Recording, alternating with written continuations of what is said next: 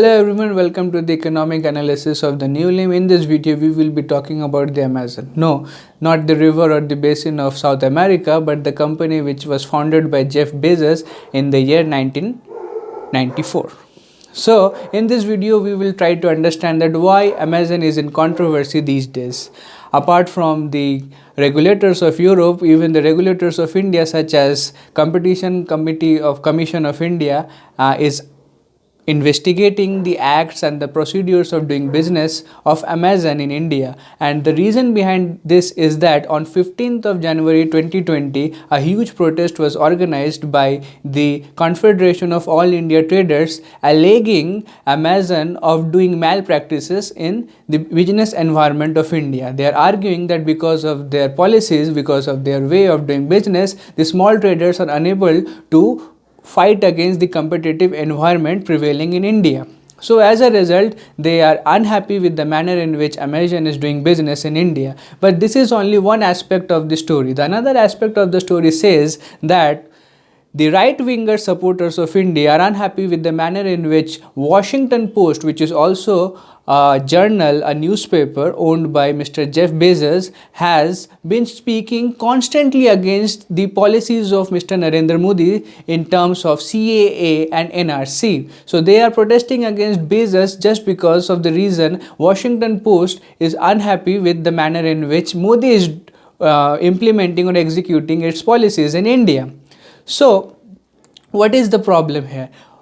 On one side, there are people who are constantly protesting for numerous reasons. On another side, there are people of India who are supporting Mr. Bezos. And those people include Mr. Narayan Murthy of Infosys, along with Mr. Kishore Biyani, the founder and CEO of Future Group, which recently laid off about 350 employees with the intention to scale down its e-commerce venture, Retail 3.0, aggrandized the modus operandi of Amazon in India in a summit called Sambhav, which was organized by Amazon to bring out the infinite possibilities that the SMBs can discover when they embrace technology.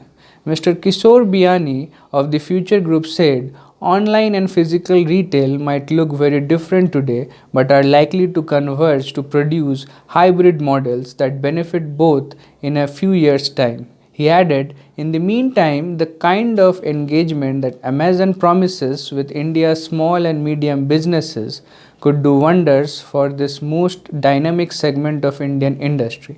If Amazon enables them to sell online, they would get organized and formalized, qualify for bank credit, pay their taxes regularly, and pay their employees statutory dues, and still be better off than in the informal past, because their cost of credit would be a fraction of what it would be when drawn from informal sources.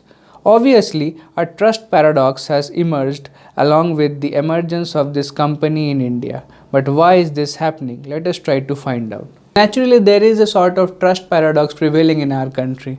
And in order to understand this trust paradox, we have to understand the pros and cons associated with competition. Competition is undoubtedly reasonable for any society because competition provides a whole lot of options for consumers.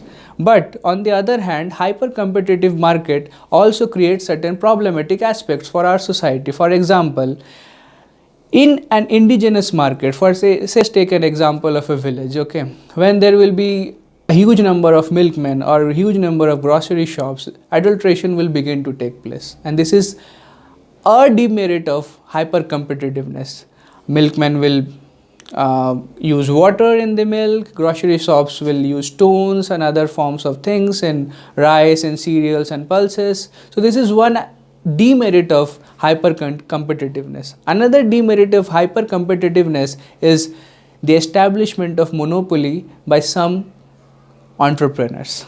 And in international economy, the economists call it dumping. So dumping is an act by a huge entrepreneur through which the entrepreneur establishes its monopoly in some foreign market through compromising with his profit or bearing some loss in short run so that it can establish its control in that market by wiping all the competitors from that market.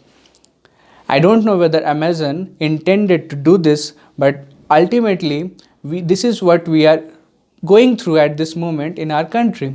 So in order to deal with the issue of dumping practices, government usually takes protectionist measures. These protectionist measures include imposition of tariffs, subsidies to domestic traders, and formulating anti-dumping policies. There are others as well, but these are some of the examples. Ironically, the self-proclaimed nationalist government did not do anything in order to save the Bansal brothers. Eventually, Bansal brothers had to sell 77% of their controlling stakes to Walmart, which is also a US owned firm. And now, together, Amazon and Walmart is creating a tough challenge for Snapdeal, which is also an e-commerce industry of India. So how to resolve this trust paradox? In order to resolve this trust paradox, these multinational companies will have to work together with NGOs, government and media to understand India properly. Government will also have to compel these companies to understand the requirements of traders to improve its transparency and to finance the social requirements of our country. It is an inevitable fact that growth is a prerequisite to development, and growth requires enormous amount of investment, especially in case of India. So government cannot stop these people from investing in our country, but obviously it has to take care of its own traders as well.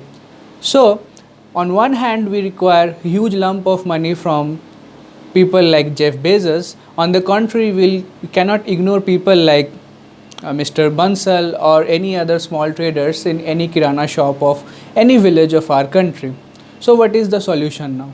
The solution lies in trying to create or trying to design some policies that may create a level playing field for both online and offline players of our business environment. And government also needs to endorse small scale Indian entrepreneurs so that they can also play equally well in this competitive market. Very interesting to see how Mr. Bezos and the regulators negotiate this maze. Thank you for watching this video. If you have really liked this video, don't forget to subscribe and share.